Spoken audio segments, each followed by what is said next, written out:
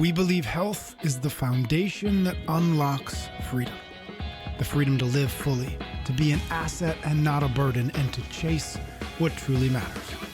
Through daily practices and proven frameworks, we are here to help you build deep health, find lasting peace, and live with your heart on fire. Welcome to the chase. What's up, Ben? What's up, everybody? Welcome back to the show. Oh, what's up, Patrick?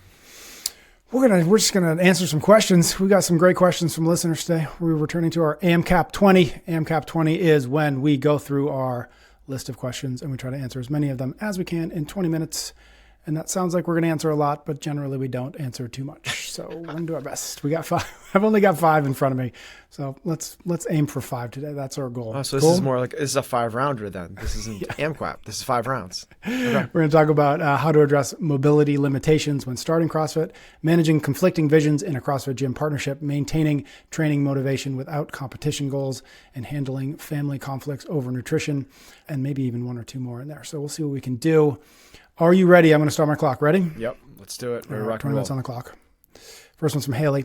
I'm a 23-year-old female. I started weightlifting in college, but only recently began focusing on mobility. I've always struggled with poor squat mobility and saw a physical therapist about it due to walking on my toes as a kid. I developed limited ankle mobility, nearly 0 degrees of dorsiflexion. It's made it difficult to maintain proper form during squats and other exercises.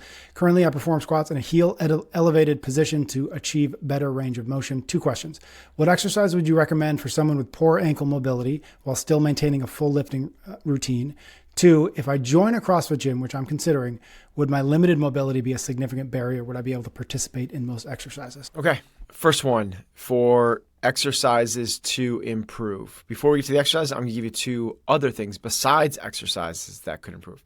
The first one is weightlifting shoes. This is the purpose of weightlifting shoes. Have 2 purposes. One is to create a really solid contact between your anatomy and the floor. That's why they are incredibly stiff.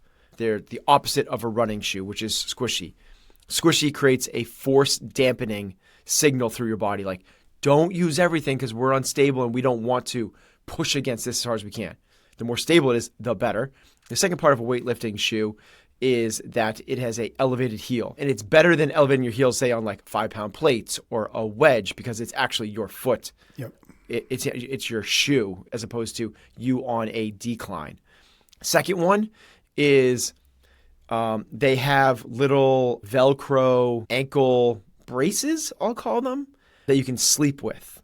And what happens a lot is when people sleep, if they sleep on their backs, they're basically plantar flex, which is the opposite of dorsy, meaning that they're kind of like in a high heel position because the sheets are pulling down on the tops of their feet. Got it. So that shortens up the Achilles and removes dorsiflexion. Or they lie on their stomachs and the same thing happens, except they're kind of like in a swimmer position where they're also foot flexed because the tops of their feet are against the bed and the sheets are now pushing down on their heels. It's the same thing. Okay, so we shouldn't go to sleep then is what I'm learning here. No beds. Yeah, no beds. So you can get these little, like, they're simple and it's just neutral. Like, you don't need to get one that stretches you. That's what everyone tries to go to. You just need to get one that's neutral so you don't go into plantar flexion when you're sleeping. So that's 2 non-exercise things can actually have significant improvements. The weightlifting shoes are not a hack or a workaround. It allows you to get more knees over toes, which allows you to stretch your ankles every single time you do a squat. If you don't, and your shins stay perfectly vertical, there's no stretch. You don't get to work up. So in order to stretch during a squat, which is the best way to stretch them, you need shoes. So those are not a hack. Okay. Then from there, the next best exercises to do, you can check out Knees Over Toes Guy. Like that's a great place to start. That's what his whole protocol is based off of. There's a lot of them, including the knees over toe deep lunge. But the most efficacious, the way that most people will start is you put your foot up on a bench or a box or a stack of plates so it's elevated, and you essentially lean your body on top of your thigh, so a single leg, the one that's up on top, to try to drive as much dorsiflexion as you can. So you're just basically 1 foot elevated other foot down, and try to drive your torso forward to force your knee forward. You can enhance that by putting a band over basically where the tongue of your shoe would be, and have it pulling back to an attached object behind you. So it creates a little bit of a slide and glide, allowing the tib fib to kind of slide back in the joints. And that'll allow you actually a bigger range of motion. Mm-hmm. So that's where I would start, is that movement, the weightlifting shoes and the sleeping, and then check out knees over toes guy. Got it. And then second question with the CrossFit. Wear weightlifting shoes when you're training. If there's a workout that involves squatting with running, so you're not going to run in weightlifting shoes, that's the only time that you wouldn't be able to. You can do burpees, you can do pull-ups, you can do rowing and biking. You can do all those movements in weightlifting shoes, even box jumps. The only one would be running. So if you're going to do a combined running and squatting workout, then in that case, I would not weight yourself just yet. I would do body weight squats every single time. Otherwise, what's going to happen is with regular shoes, you're just doing air squats. And the reason for that is lack of dorsiflexion means that you need excessive trunk flexion, which means that you're going to be putting too much pressure on your lower back to withstand that, especially in a dynamic workout environment. This next one is from Claire. I'm a long-term CrossFit athlete and have done a lot of specific endurance training, so my aerobic conditioning is quite good. Right now, I regularly do indoor cycling to complement my CrossFit using a real bike with a Wahoo kicker stand. I set it up to have a very high resistance, so it's basically a strength exercise rather than a speed anaerobic exercise. I do this for 2 hours usually. My limitation in CrossFit is definitely strength and power, and that is my top sport. So I'm wondering if my indoor cycling training method is helping me build leg muscle, or if I should be doing more high intensity training with a lower resistance and move faster. Okay, help me out. She said something there, which is my main sport. Was she talking about CrossFit is her main sport? That was that's what I read into that. That's a really important part there. Yep. This is actually hurting her. It's making her worse. So that's kind of weird and counterintuitive. If she's looking to build strength and power for her main sport, which is CrossFit, and that is her weakness, her doing 2 hours at a high resistance on a bike is not improving strength or power. Basically, the way you can think of this is anything below 65% loading is not working strength or power, ... in parentheses, as well as we could. Like everything's like, you can improve strength with a 5-pound dumbbell. Just set up kind of like exercise principles, right? If it's below 65%, it's going to be more geared towards muscular endurance, which is something that you're already very, very good at. If you think about the resistance that you would have on a bike, something you're doing non-stop for 2 hours, that's at essentially like, even at the highest resistance, would be below 10% of your 1 rep max. It's like, and honestly, it's probably below 2%. So there is very little, if any strength gains happening there. There's fitness gains happening for sure. There's physiological changes happening for sure. Strength and power, next, almost zero. To improve strength, you need to do strength activities. This would be lifting above 65% at a minimum, I would say. Can you get there with 50% with very high reps? You can, not as effective, not as efficient. But what we're really looking for is something between 75% and 90%. That's where it would happen. Think of sets of 10 with 75%, sets of 3 with 85%, sets of 1 with 90%. That improves your strength. In terms of explosive and power, same deal, low rep, challenging and hard. Power is even more so. Don't exceed 5 reps. Once you get above 5 reps, you're working on power endurance, not actual power. So weird, because you think like, I'm going highest resistance, it's going to work, but the answer is no, it's not helping. Got it. This question is from David. I got a business proposal from 2 of my friends to open a CrossFit gym. I love CrossFit and dream of incorporating the 5 factors of health into a gym. While I'm not yet a coach, my friends are. When I discuss integrating these factors into a business model, they seem resistant, saying people just come to class and that's it. Everything else is extra. I'm concerned this misalignment in vision could be problematic in the future. What would you do? Great question. And good awareness of the potential conflicts down the road. And not glossing over them is like, well, that's like maybe it's not a big deal. We'll deal with that when it comes. Yeah, we'll deal with that when it comes. Yeah. Alignment on vision is paramount. It's everything. The role of a leader, the most important role, and this is from Jim Collins, who wrote Good to Great. He does a great job in Beyond Entrepreneurship, another book that he wrote. A great job laying out what the role of a leader is. And there's many, right? But the primary role of a leader is to clarify and galvanize the right people around a shared vision. That's the number one responsibility, to get the right people to act in line with a clarified, galvanized vision. So if the vision isn't clear in terms of what it is you're trying to create, you're going to have a really hard time being a leader. Especially if those are peers, where you are equal partners and there's not a clear, this is the way we're going to do this, which is why it's not a matter of hierarchical, but it's a matter of who actually makes the decisions or how are decisions made. That's actually Collins talks about that as well, which is super, there's different ways, which is you could go off of consensus. There's 3 partners and it's the vote, wherever way it goes. Or it's, no, we take in all of the opinions from everybody, but then a singular leader makes the decision. There's the other way, which is the farthest end of the spectrum, which is there is no opinions from everybody. This is the way we're doing it. Each of those are effective, but it's really important to know which one there's a lot of research to go to. So that middle one tends to win out. But each of those are the middle one being there's a leader and conversations, but the one individual makes a decision. Correct. Got it. Yeah. Because you could think of the consensus one, right? Which is, imagine you as the leader have a little bit more insights into the industry, in terms of the direction you want to go, but your team is kind of just like chugging along in terms of like business as usual, and they want to just like keep it the same way.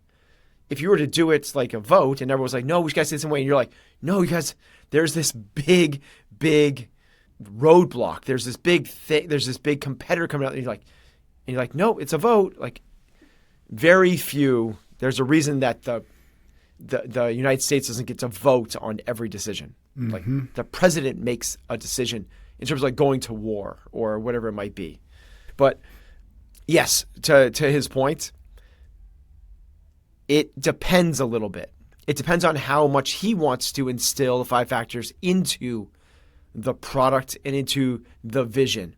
If he sees the vision in terms of we're going to be a holistic health center where we are going to then, I don't need to explain the whole thing, as opposed to what we're going to do is run class, kind of the way we do it, which is the way his partners are explaining it is the way we've done it for the last 15, 16 years, which it is.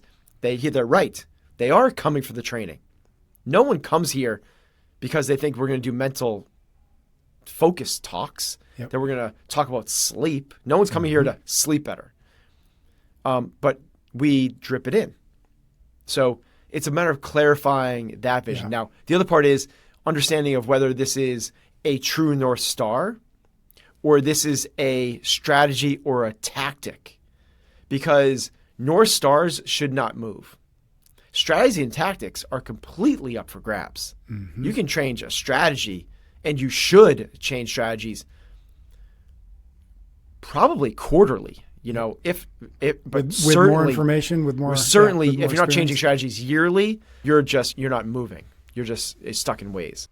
Let's pause to say thanks to a few sponsors, and we'll be right back to the conversation.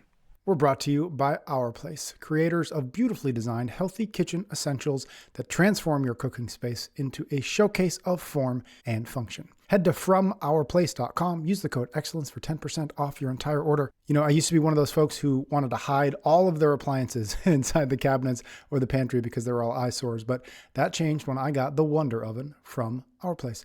Unlike traditional bulky air fryers that you want to hide away, this stunning piece actually elevates my kitchen's aesthetic. It's literally a piece of functional art on the counter. It's not just an air fryer, it's also a toaster oven, which means I've replaced 2 cluttered appliances with one beautiful solution that I love displaying. The sleek design and gorgeous color options make it a conversation starter in the kitchen, and I find myself using it every single day because it's right there, looking beautiful and ready to go. Transform your kitchen with Our Place by visiting FromOurPlace.com. Use the code excellence at checkout to save 10% on your order and get a 100-day trial as well as free shipping and returns. We're sponsored this time around by Thrive Market, the online marketplace that's revolutionizing how health-conscious families shop for groceries. Visit thrivemarket.com/excellence to get 30% off your first order plus a free $60 gift. Let me tell you, as someone who cares deeply about what goes into my family's bodies, that sounds weird. It sounds weirder than it should have. I care deeply about what they eat, what we eat. Discovering Thrive Market has been a total game changer. Every single product they offer is 100% non-GMO, and they've curated the best selection of trusted family-friendly brands all in one convenient place. What I love most is how they've simplified healthy shopping. Their smart cart feature actually learns what your family needs and suggests products that align with your dietary preferences. And when you download their app, you get access to their incredible Healthy Swaps scanner, which helps you find cleaner, better alternatives to your regular grocery items with just one scan. So start your healthy shopping journey today at thrivemarket.com/excellence and claim that 30% discount plus get yourself a $60 gift for free.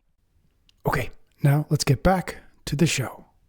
All right, this is going to be from Daniel. As a busy dad with a young family, I train by myself in a well-equipped home gym. Time constraints means fitting it in at night after everyone's gone to bed. I'm struggling with motivation to consistently train to the standard I expect from myself without a fixed goal like a CrossFit competition or another event to target. I usually end up just running around the paddocks around 8 kilometers because there's no other escape route. Once I start, I have to finish one way or another. Good for you, Daniel. What is this? What is a What is? I don't know. I picture paddock like. What was that show, like Running, in that movie, Running Man or something like that? I will say that Daniel, I took it out, but he's Australian, so maybe something in Australia, paddocks means something that you and I we don't understand what the reference is. But either way, it's got 8 kilometers to run around in a circle before he gets to go back home. Well, first off, there is a thing called an out and back, unless like as you pass through certain thresholds, doors close behind you like Maze Runner, and you have to move forward. You can't go backwards. But Dude, you don't have to go for 8K. Australia's tough, man. You could run 3K and run 3K back, and that'd be 6. But maybe not. Maybe I'm wrong about that. I don't know. Like Daniel, the alligators start coming out, and the rabid kangaroos. You're talking about paddocks. I have no idea what the question was. What was the question? Struggling with motivation, trains alone. He's got plenty of gear, but he doesn't have a competition, doesn't have something else to target, so he's finding some trouble motivating himself. Okay, so jump on CompTrain. Mm-hmm. Honestly, jump on. It's free. You can get on it for free. And now all of a sudden, every single day you have motivation to try to compete if you want to with hundreds and hundreds and hundreds of other people that'll be posting their scores. And all of a sudden, it's not like you doing this thing by yourself, but it'll give you a lot more. I mean, the research is everywhere. You know, from the group effect to the thing of like when you're in class and the coach walks behind you, all of a sudden you start rowing harder. It's like when you do the things with other people, you work out harder. Yeah. Everyone experienced this in the CrossFit world during the pandemic, myself included, thinking that I can keep my fitness up in my garage, doing the same things, fully outfitted, the whole deal, was doing it. And then came back in the group and I was like, oh my gosh, this is so not even close to the way that I was training when I was at home. So try to create that virtually. Try to create the environment where people are doing the same things on the same day with you. And then post scores to the leaderboard and just don't geek out about it. You don't got to die for points and all that stuff, but man, it's different when there's just somebody else doing the same thing as you. Yep. It just makes a difference. Yep, agreed. I'm going to squeeze in one more because I think we've got enough time. Cool. This last one is from David. My grandmother has Alzheimer's disease and has had it for several years. At mealtime, she'll eat whatever is placed in front of her. This has led to an ongoing family discussion. I advocate for keeping her as active as possible and providing her high-quality foods without sugar. However, some family members disagree, arguing she's already 80 years old. Let her have sugar so she can enjoy her life. I try explaining that every aspect of her care matters and that sugar shouldn't be the determining factor in her quality of life. But my argument often falls on deaf ears. What would your take be, or what would you guys do? The short, it was David? Question. Yeah, David. Yeah, it's a great question. The short answer is I would give every one of your family members a copy of Dr. Dale Brezenden. I hope I'm getting that right. Bredesen, I think. Okay. I think it's Bredesen. The book is called The End of Alzheimer's. And it is a protocol which he's called RECODE. It's for reversal of cognitive decline. So it's the R-E, the C-O, the D-E. Reversal of cognitive decline. Okay. And you read the book and you're like, dude, this is the 5 factors. Like this is, it's like literally, besides supplements, it is literally the 5 factors, which is amazing. The crazy thing is we know that this is preventative against these chronic diseases like cognitive decline. What he's finding is that it can actually stop the increased symptoms. And he's the first one that has actually shown the reversal, like actually curing, actually like becoming better. Now, I'm just going to put that there was a study done that 84% saw significant improvements in their cognitive decline. That's a crazy number, but there is no large scale randomized controlled trials on this yet. But this is crazy. Like to say like I'm going to wait until there's randomized controlled trials to give this protocol, which says sleep more, exercise, and eat what he's talking about better, low sugar, unprocessed foods, is like, it's crazy how we can take something like 84% people and we're like, but there's no clinical trials yet. Yeah. I would get that if the treatment was taking this medication that we don't know the side effects. Yep. What is the downside of this? The downside is what they're saying. She's not going to be happy because she doesn't have a Snickers bar. She's not going to be happy because we're not giving her jelly beans. Like, that's a values-based question at that point. But when you understand that his contention, Dr. Bredesen, I hope I'm saying this right. The contention is that this is not a singular disease, but it is the manifestation of a bunch of different symptoms that come from inflammation. It comes from hormonal imbalances and nutrient deficiencies. What causes those 3 things? Like lack of sleep, lack of exercise, too much stress, and crappy diet. So how do we do that? You get more sleep. People that listen to this get it, but that's what the conversation is. And usually people don't listen to their family members, but they'll listen to someone on TV, Dr. Phil. They'll listen to something on 60 Minutes, or they'll listen to a book, a doctor. So I would very strongly recommend that. And you don't have to read the whole book. You can actually just get to go to the end and read the treatment plan. Actually, just skip right to the plan, because all the rest of the science that digs into it. What is it? How did we get it? What does it mean? What is neurodegeneration? What are the different types of it, from Parkinson's to Alzheimer's to dementia and all the rest? And then it talks about all the different factors that we could do to mitigate it. And then it gets into, and here's the treatment plan. Just give them the treatment plan. What's interesting about this question is it's not in this question, I think, because David listens to us and we have these conversations, but I think part of the question and part of the resistance he gets is the belief that I think most people have, which is just like you get old and this happens. Mm-hmm. It's not based on anything. It's just based on you got old and now you get Alzheimer's, you get dementia. And if you don't, you're really lucky, right? Yep. And so if his family members do buy into this idea of, okay, let's work with what we can, let's improve her sleep, increase her sleep, improve her diet, etc.